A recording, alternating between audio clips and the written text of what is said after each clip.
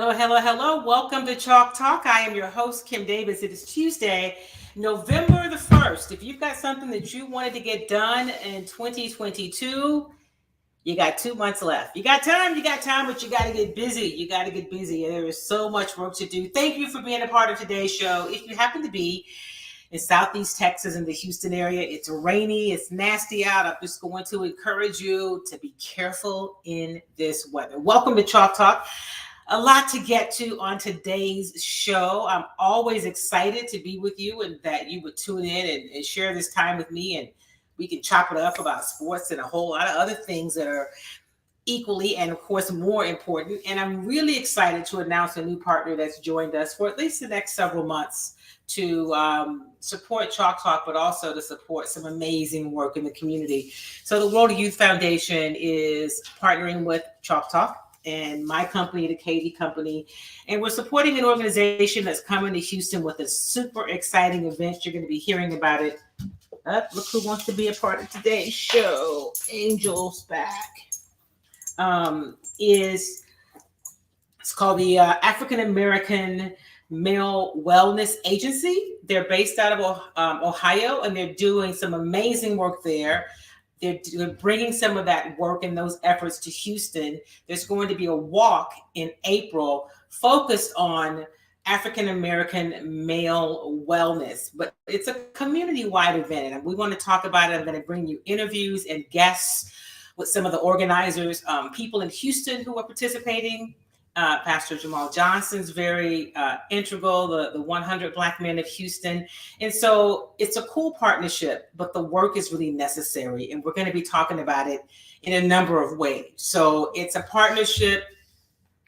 They're a sponsor, and it is a relationship that I'm really, really excited about. In fact, they have an event next week. It's called Real Men, Real Talk, focusing on Black men's mental wellness, because of course, wellness is not even just physical. There's so many pieces to it. There's mental wellness. There's obviously the physical component. There's financial wellness. When we have these conversations over the next several months, right? This isn't just the, come listen one time. We wanted to create a relationship that allows us to have meaningful conversations that can be beneficial and helpful to African American men. So I'm super excited to be a part of the work and to be able to share some of that here with you on Chalk Talk. I'm going to tell you more over the next several days about this event next week. It's here in Houston at the Box Creative. It's Real Men, Real Talk, and I will be talking about it. I may do another little short Chalk Talk show just about that, but I'll definitely be talking about it on my platform. So stay tuned, pay attention, and wherever you follow me, just be on the lookout, because the action ID, the call to action is for you to get involved and support, for you to show up and attend, for you to tell some African American male to get him or get them involved and engaged in this work. And so I'm excited to do that. Okay. So I wanted to tell you that. And of course, we have the others that have been supporting Chalk Talk. We appreciate them. I love Jinka. It's a nasty time of year. The flu season is supposed to be very big this season. If you have not gotten your vaccine, I encourage you to do that. If you have not gotten your COVID vaccine, I encourage you to do that as well. And also make sure that you're doing the right things for your body so that you can stay healthy. Jinka is a product that is in locally, if you're in Houston, in HEB stores. If you're not in Houston, and I know many of you watch this show from different places, you can go to ilovejinka.com and you can order it online, right? And so that is another option, something you can do for your immune system, to support your immune system. So I encourage you to do that. And of course, Kimmy Treats. Go to KimmyTreats.com, get your popcorn. There's a lot of stuff happening over the next several days, so you can have it at home. Netflix and chill. Order it online today. It ships out in at least no more than 2 days. So go and get your KimmyTreats.com. And always want to remind you also about Sohum Skin. So I'll run those spots a little later in the show, but I just wanted to start that with our new partnership with World Youth Foundation and how they are supporting the African American Male Wellness Agency and the initiatives around the work. I'm going to be talking to you about a report too that really inspired me even beyond my initial interest to really want to be helpful, because of a report by McKinsey that talks about the state of African American men, and some disparities, if you will. So we're going to talk about all that on Chalk Talk. And of course, first today, how about those Houston Astros, right? They are in the World Series. Game 3 was supposed to be last night. It, of course, was rained out. So game 3 is tonight in Philadelphia. Lance McCullers will be on the mound. I'm going to let you hear from Dusty in just a few moments. The series is tied at 1 game all. Since we met last, the series got started. Justin Verlander, the Astros ace, the person who was the pitcher who's more than likely going to win the Cy Young Award in the American League this year, took the mound for the Astros. The Astros offense gave him a 5-0 lead, and they lost game 1. So I'm going to let you hear from I'm going to start by letting you hear from Justin Verlander, and then I'm going to let you hear from Dusty and also from Framber Valdez. Here's Justin Verlander, who talked about basically, blowing a 5-0 lead and just how tough that is. Justin Verlander, later in the week. Out to 1-0 lead, just how disappointing was it to have, a 5-run lead and not be able to sit there for the guys?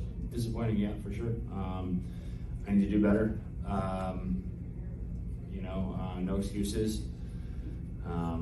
Like I said, just need to execute pitches better, and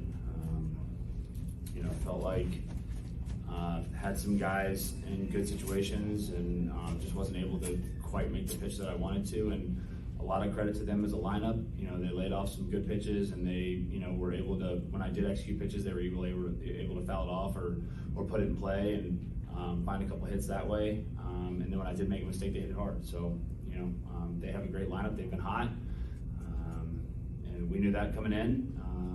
And to cool them off, I feel like you have to execute. Justin Verlander. Now listen, there's been all this conversation about, he's got a mental block about postseason because he's struggled, and he's 0-7, I think, in World Series games. I even had somebody say to me, why would Dusty start him again? And so that's ridiculous, right? He is going to start him again. Dusty did say he wasn't aware that he was 0-7 or 0-6 in World Series starts prior to last week. But, Justin Verlander's his ace. And it's not so much that it's just Dusty's loyalty. I mean, I hear people say that. In fact, I'm going to share this with you. I was working out the other day, took a hot yoga class, and this man who had been there working out, we were talking about the Astros, and he said, yeah, Dusty's just so loyal. I mean, he got outmanaged by Rob Thompson. That's the manager of the Phillies. And I just had to restrain myself from saying, sir, can you tell me how? Because if you can say that, I call it kind of a talking point. What did Thompson do that makes you say he outmanaged Dusty? Because he left his starter in when his starter had given up 5 runs. They were down 5-0, and he left his guy in. So tell me again what happened. Is just this narrative that seems to exist that people kind of fall to. But anyway, I don't want to spend a lot of time talking about game 1, but I'm going to share this with you just about, how baseball really works. So your ace gets out the first 3 innings. He basically has no traffic on base. It's a great start, 3 innings. Then in the 4th inning, there are 2 outs. There's a line drive hit at him. He mishandles it. It could have been the end of the inning. It starts the beginning of the end for him. He just never really recovered. They got 2 runs in that inning. And then the next inning, he gave up 3. So he gives up the 2 runs in that inning, mishandles the line drive at him for pitcher. Should have been looked like an easy out. I don't know. Is he injured? He didn't say he was injured. But, I'm just saying all of this is, he says he's good. You give your ace now. They were up 5-0, so now it's 5-2. They come back. in the fifth inning, right? Because you're thinking, get him through, he gets you through 5, give him a chance to come back and shake that off. And he struggles through 5 and gives up 3 more innings, 3 runs. So a couple of things happen. You don't just take a pitcher out.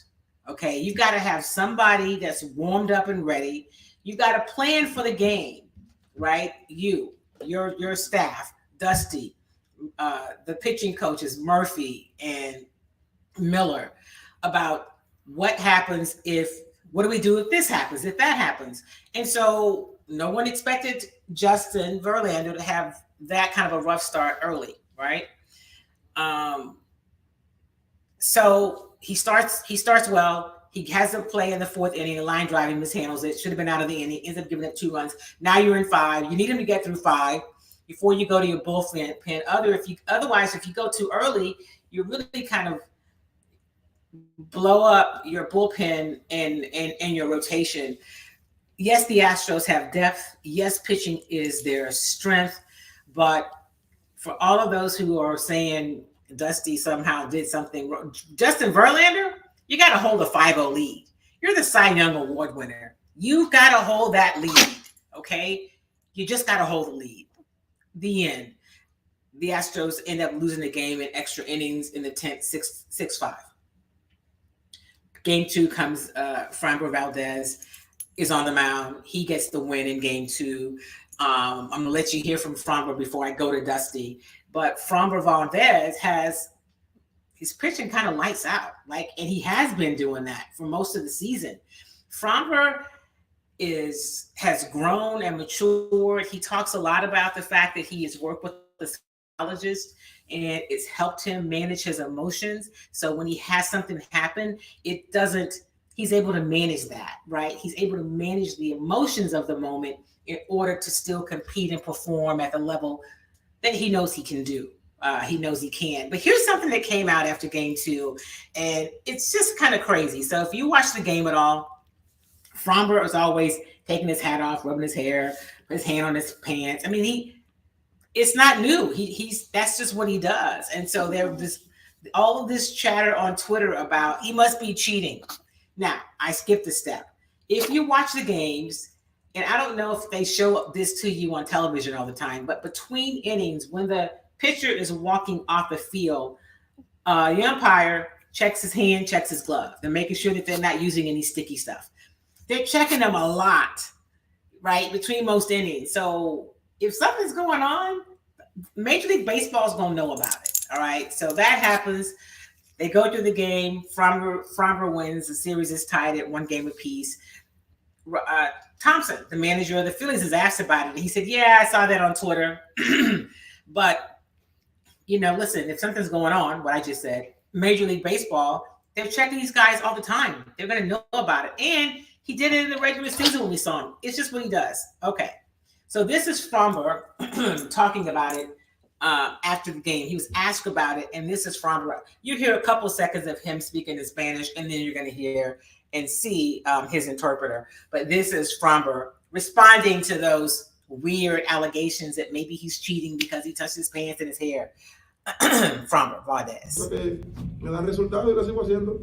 Yeah, I think nobody should think of it as anything in the wrong way. I do it out in the open. But again, those are just all things and tendencies that I do throughout the game. Maybe distract the hitter a little bit from what I'm doing. Maybe look at me rubbing different things and not think about the pitch that I'm going to throw. And I think I've been doing it all season. Just tendencies that Dominican things that we do just to be able to stay loose. And just tendencies. The important thing obviously is to win, and we're winning. Obviously winning legally, but yeah, just random tendencies.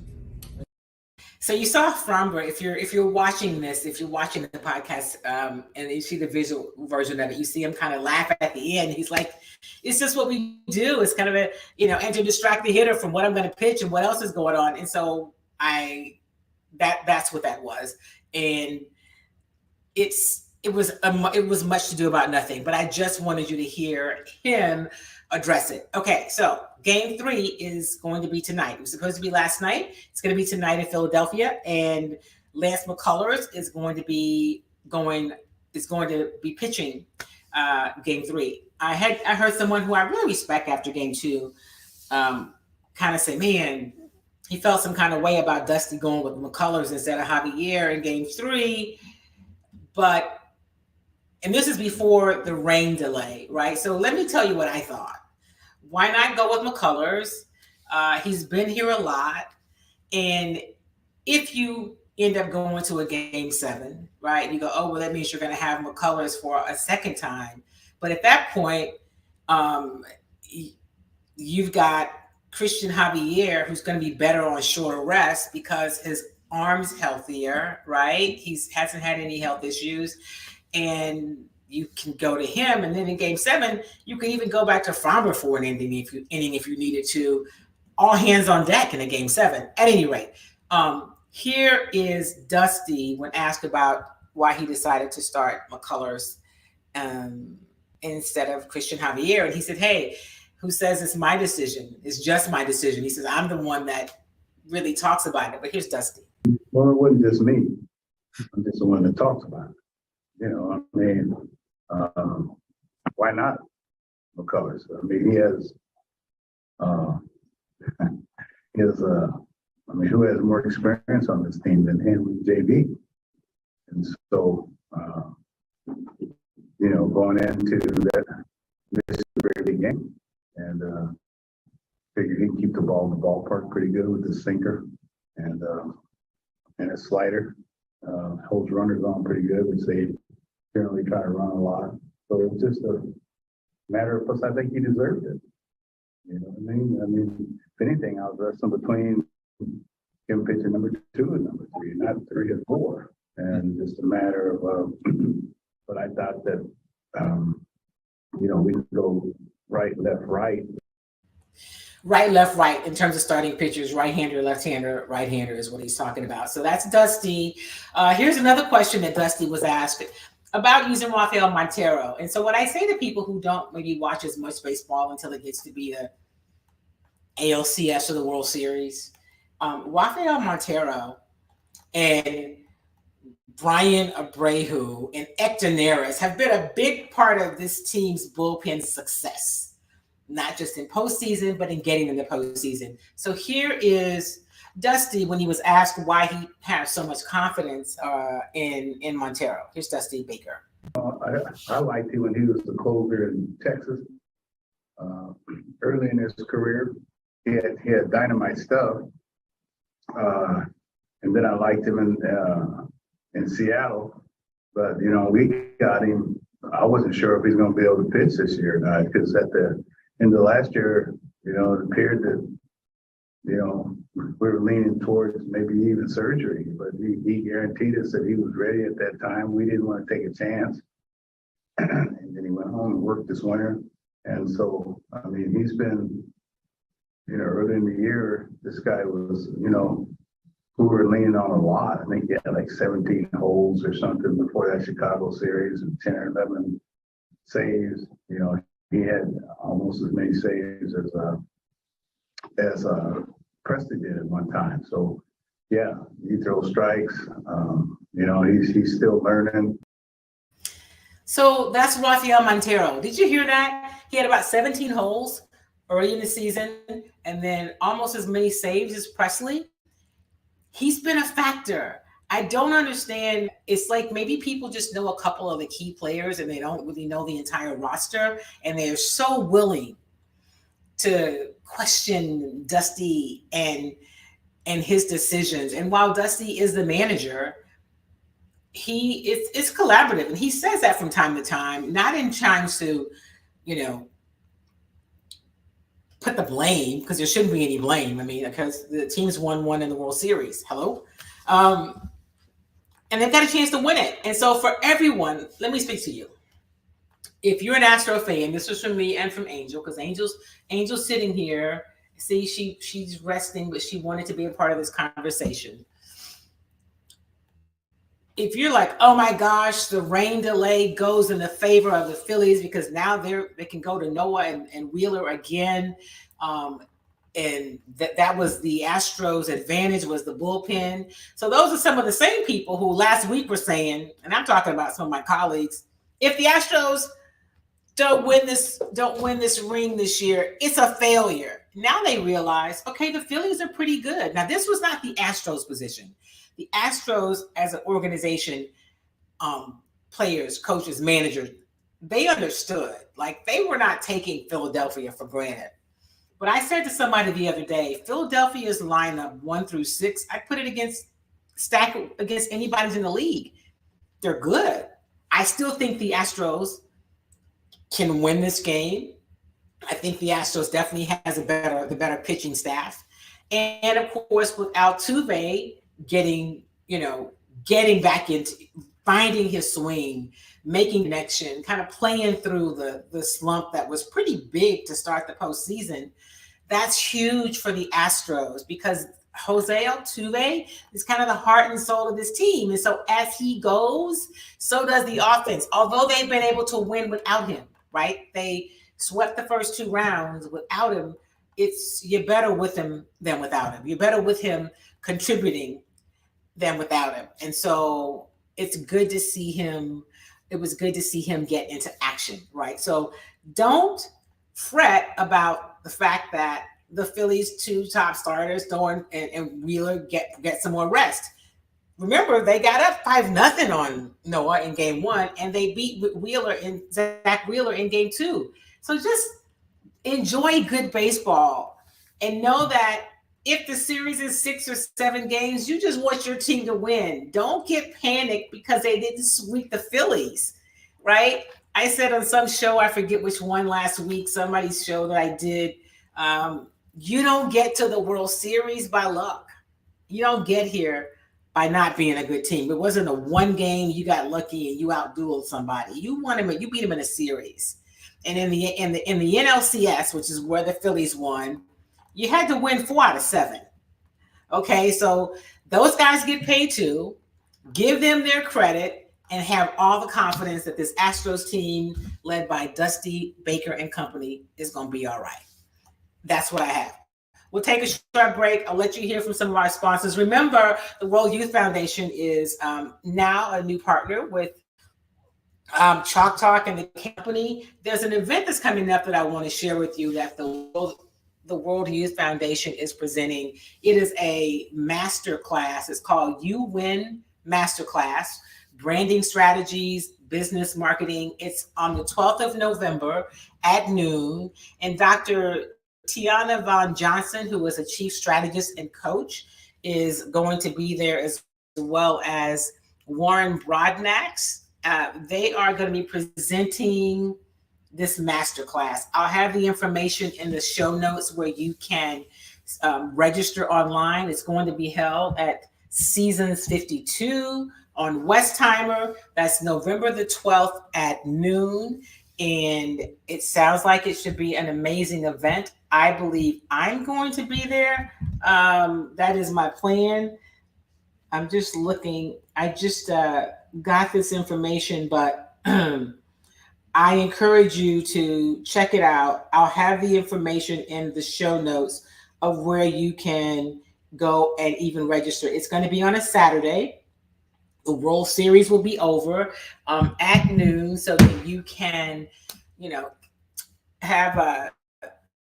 have a nice little lunch, but also go and get some great information and be a part of a master class on November the 12th at noon. So I'll have the information in the show notes where you can indeed go and register. Want to also make sure when we come back after the break, we're going to talk a little Texans football. I'm going to let you hear from head coach Lovie Smith. That was an ugly performance on Sunday. It doesn't feel great over in the building. When I jump off the show today, I'm going to run over to practice, and so that I can, get some of that, because then of course tomorrow's a walkthrough, and then Thursday night they play the Eagles. But we'll talk about Texans on the other side. Don't forget about I Love Jenga.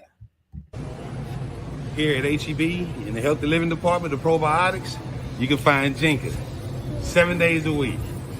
Yeah. Look at that Jenga sale. Look at that Jenga.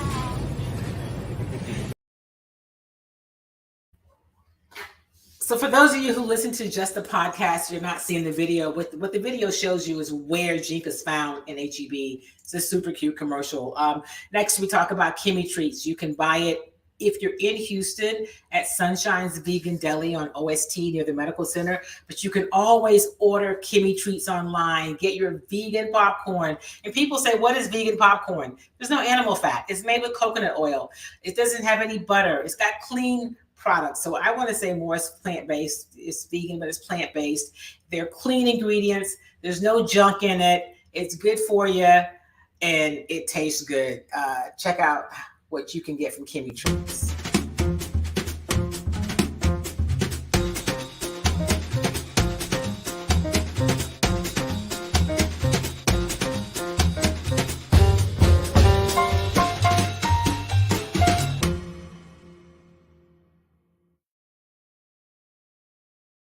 So what you did is it just showed you the different flavors, and you saw body butter, and that is a hand-whipped organic body butter.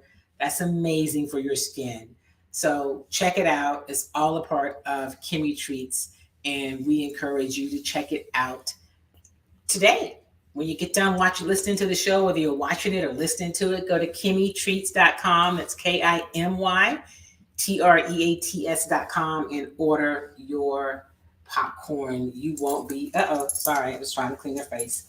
You will not be sorry. All right, Angel. All right, so we're going to talk some Houston Texans. All right. The Texans played the Tennessee Titans at home on Sunday. And, in previous games, we talked about the first 4 or 5 games of the season. We were like, they had a chance to win each of those games. And then, of course, they won and they played the Raiders. And we said, well, they lost to a better team. They didn't do some things well. They started off well. They weren't able to continue it. But much of that is because they ran into just a much better team. The Raiders team is definitely more talented. And you've heard me talk about this Texans team not being incredibly talented at all the positions, right? So they played the Colts. That game ended in a tie. Everyone thought they could have won that game. They lost to the Broncos 9-16 in week 2, another game that they should have won. They lost 20-23 to the Bears in Chicago, definitely a game that they should have won. And they lost to the Chargers 34-24 at home. You can argue as to whether that's when they should have won or not. But then they went and they won in Jacksonville. They beat the Jaguars 13-16. It obviously was their best game of the season. They came then they had a bye week. After the bye, they played the Raiders. They lost to the Raiders 20-38 in Las Vegas.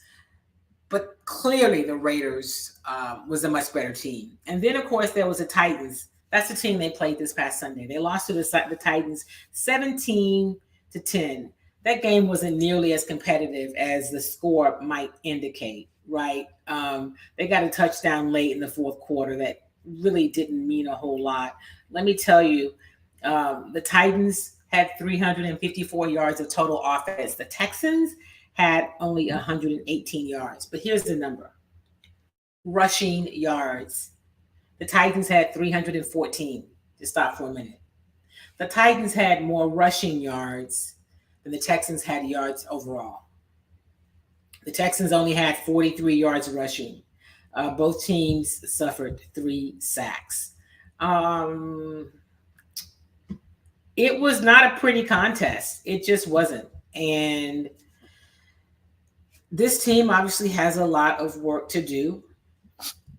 But they just didn't look super competitive, and it just was clearly they are in rebuild mode, but they just look like a team that was at best mired in mediocrity, and if it's worse than that the rebuild is kind of stalled. Everyone's talking about Lovie should be one and done and take Pep with him. I just think that this roster that's not very good. Since we were together last week, linebacker Kamu Grugier Hill asked to be released. They gave him his release. Brandin Cooks doesn't look very happy. I've wondered about his production this year or lack of production. And there have been rumors about trade talks. He obviously is not talking about it. I don't fault him for that at all. But here's what I do know. I was talking to a football writer last week about it, and I said, well, what is really happening? You know, has he lost a step? Perhaps. And and this particular writer said he's just not happy that they're just not any better. He signed this extension, one that is pretty lucrative, and that moving him will be a big hit on the Texans salary cap. Like, I think his base in 2023 is either 16 or 18 million guaranteed, you know? So I don't know. I struggle with some of the, I'm just not happy now. And now there's all these cryptic tweets. And I don't know if it's because they were unhappy that Jack Easterby was gone. You know, Kamu wasn't happy because some of his snaps were going to Christian Harris. Kamu had not been great. So, you know, he was supposed to be a culture guy. Brandon's a culture guy. You know, he wanted to be a part of the rebuild. I don't know what's happening. It's a mess over there. What I do know is on Thursday night, they play the undefeated Philadelphia 76ers. Here's head coach Lovie Smith yesterday talking about the game they lost and the game moving forward. Let me see here.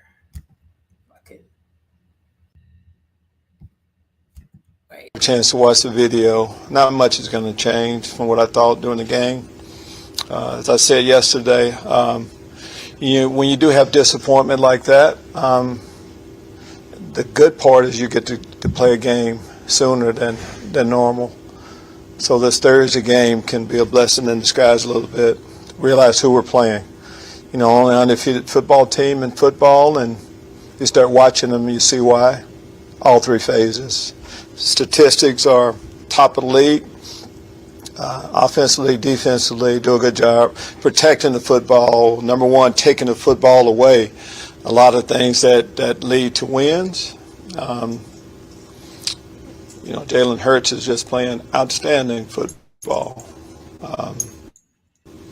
And then, you know, it starts a lot of times with, you know, what the quarterback is doing. Running backs, good football player. Fletcher Cox been one of the best players in the league for a long period of time. So we realize the challenge we have. Excited about the Bell Red game for us.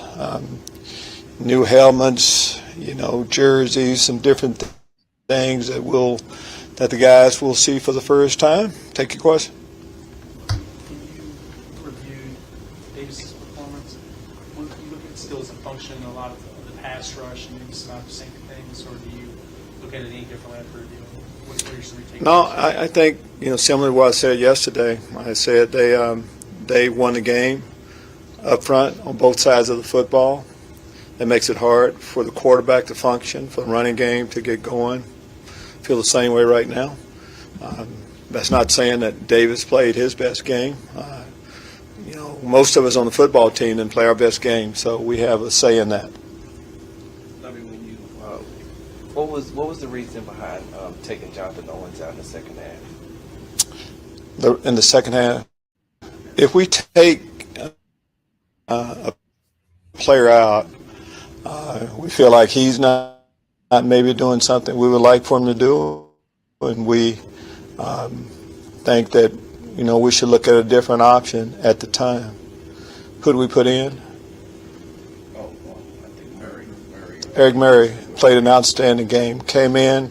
You know, some days, you know, we got a baseball team playing. Sometimes you need to bring in a relief hitter. I think you need to do that in football sometimes too, and that's what we did with it. Jonathan's still our starter and all that. But the move we made yesterday, Eric came in and tackled well.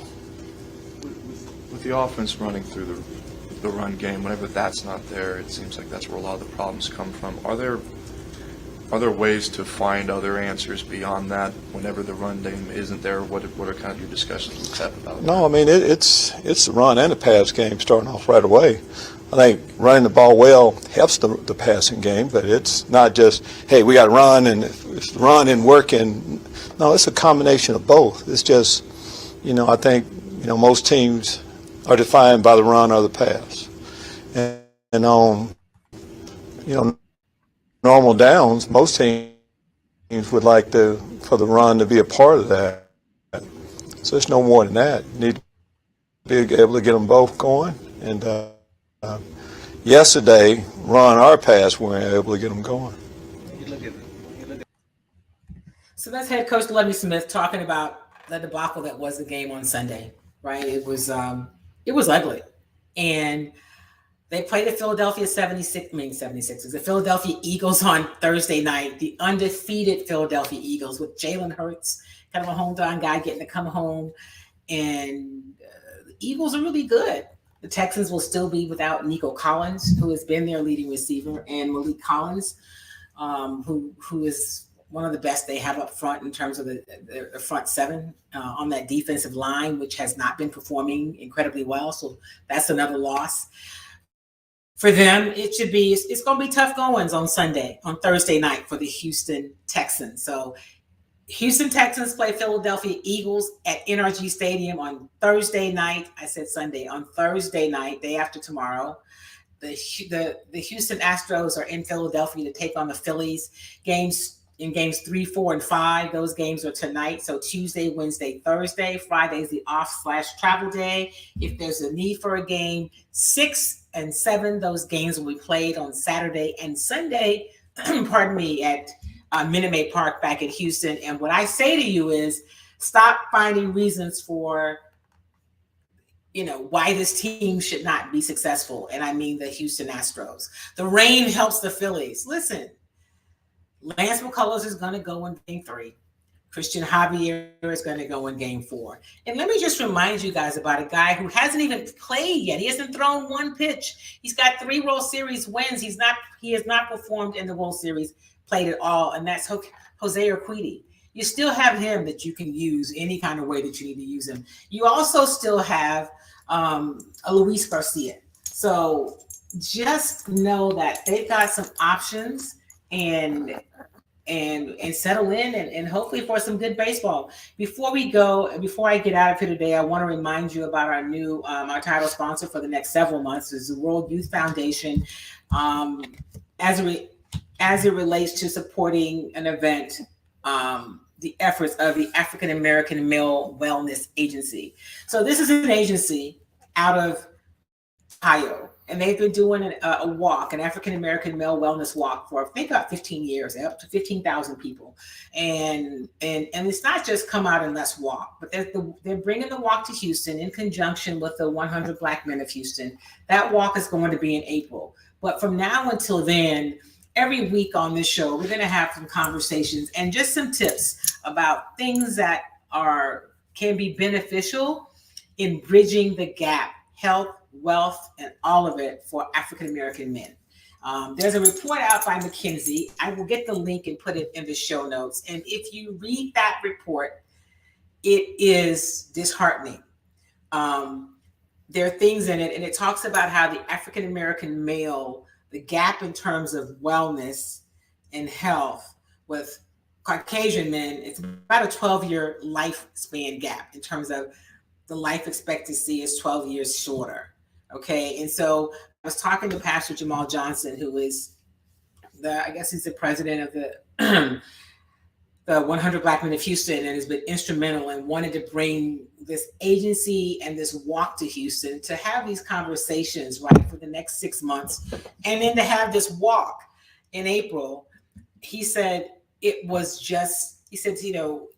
involved in a lot of work about reentry programs, men that are coming out of from being incarcerated, entering back into society, helping them get their footing in terms of just recovering from being away, right? Integrated back into family, community, and society. He said, but we get them home, then they can't live because we're not doing the other part of it. So this work as it relates to African American men and wellness is necessary. It's important. I'm super excited to be a part of it, to use this show and all of my platforms to talk about it. There's an event next Thursday called Real Men, Real Talk, focusing on Black men's mental wellness, where Black men are having conversations with other Black men about things that matter to them. Okay, and we're gonna You're going to hear more about that. It's just so much going on right now in terms of, in this market, the World Series. And then, of course, everything's about the election. And let me not get out of here today without reminding you, encouraging you to vote, right? Early voting it continues in Texas and in a lot of places around the country. Election day is next Tuesday. You do not have to wait until then. If you are in Texas, I encourage you to go and vote as soon as you can. Get it out of the way so that nothing interferes with you getting your vote in. I tell you to vote your values. All right. And let me say this. You've never heard me say who you should vote for, but I do say vote your values and understand what's at stake. Know the policies and procedures. And as a woman, I will speak for me. This whole abortion issue is huge. The idea that somebody else could tell me what to do with my body or any other woman's body is just, it's unnerving. But be clear about it. It's not going to stop there, right? The Republicans are already talking about a national abortion ban. And this isn't just about abortion. It's everything to do with women's reproductive health. So if women who may have a pregnancy and they have a miscarriage, to be able to, if they have an ectopic pregnancy, any of these things that result, well, they would need to get an abortion for health reasons. You've got to have some politician to sign off on it. Like, there's things you just can't do with your own body for health's sake. And if you don't put the right people in office, it's going to be a bigger problem. The next thing they're talking about going after is outlawing contraceptives. And oh, by the way, affirmative action is going to be next. And so if you happen to be a person that follows my show and you don't look like me, just know that affirmative action, I'm going to tell you who it benefits the most. Don't get your feelings hurt. It's white women. All right. So while you may want to say, oh, this isn't so bad, I don't think you're going to like how you feel, how it affects you when affirmative action doesn't exist, because white women benefit from it the most. It's the truth. It's the facts. That's all I got on it. Vote your values. Make sure you vote. Don't worry about the polls. The polls will tell you that perhaps the candidate that you might want to support is not faring well. And what I'm telling you is the polls, they underestimate the vote of young people, right? And I think they're underestimating this movement with women. So I am encouraging you to not be discouraged by anything that you're seeing, okay? Good morning, Charles, my friend. It's good to see you. And Charles says vote, right? You've got to vote. It's not an option. It's important. It's necessary. Voting is very, very important. And I'm going to also say this, it may not be very popular with, I don't know, some of you. These so-called activists that only show up during election season, who don't do anything else the 4 years between elections, they show up and tell you that your vote doesn't matter or that you should not vote. And the people that have been talking to you and doing the work for you consistently for all these years, whether you're in Georgia and they're talking about Brian Kemp and heaven forbid Herschel Walker, or wherever else you might be, don't listen. I'm just going to say it. You might like Ice Cube's music, but are you really going to follow his politics? A person who had never voted. I don't know if he voted in 2020. Prior to that, he admitted that he had never voted. Then he was so interested in his people. His candidate didn't win. You didn't hear from him. Now he's back. I want you to not fall for the okie doke. Vote your own values, but you've got to vote. Your values may not be my values. You may be okay with a national abortion ban. Vote your values, but understand the real issues. Don't just get it from social media. Don't just let a celebrity tell you what you should think. It's not hard to get the information for yourselves. And if you happen to be in Texas and you're like, it doesn't matter, there's no way anybody but Governor Abbott could ever win. That's true if you don't vote. if you want to see something different, I'm just encouraging you to exercise your right to vote, right? You've got to do that. It's not about voting for who I think you should vote for. If you're okay with the fact that our grid's not fixed, that we have this crazy abortion ban, that your electricity bills, if they're like mine, are 3 times higher than they were last year, that's not because of Biden. That's because of what the people in the state of Texas who are making the decisions and voting and taking care of the corporate people at these companies that are making billions of dollars off of the backs of those of us across the great state of Texas. If you're okay with that, then fine. I'm not okay with it. I'm not okay with leaders who are not doing what's in the best interest of the people of the state of Texas. And so I want to see something different. Now, you do what you think you should do, but I want to encourage you that whatever you decide to vote, your vote matters. So that whatever happens on November the 9th, 10th, 11th, whenever we know the numbers, you can say, well, you know what? I did my part.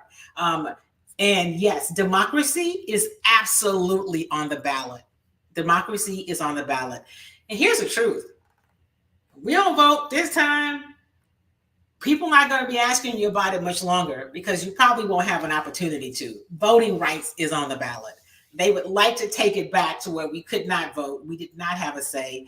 I'm just telling you, this is not theatrics. It's real. So pay attention and vote your values. One last time, here's this Real Men, Real Talk event. I'm going to post the information in the show notes. It's next Thursday from November 10th at 6:30, the Box Creative.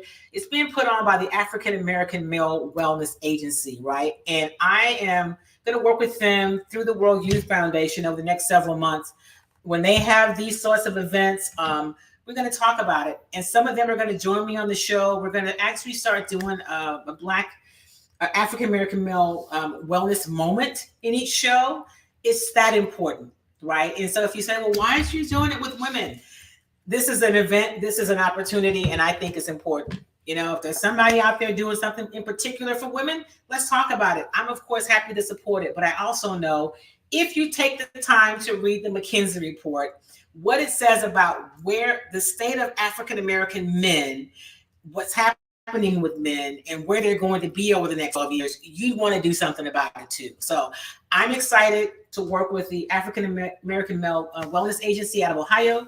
That they're working in Houston with the 100 Black men. I'm excited about that, and that men are doing something to help other men, right? I just think that's how it should be. We should all be involved in this work, but I'm super excited to support it, and that it's going to be a part of Chalk Talk for at least the next 6 months. All right. Also, I want to remind you that coming up next Saturday on November the 12th, there is a masterclass that's put on by the World Youth Foundation and Carmen Herrera. It's called You Win Masterclass. It's going to be at Seasons 52, where you can go and have lunch and get some training and coaching in a masterclass about marketing and business strategies.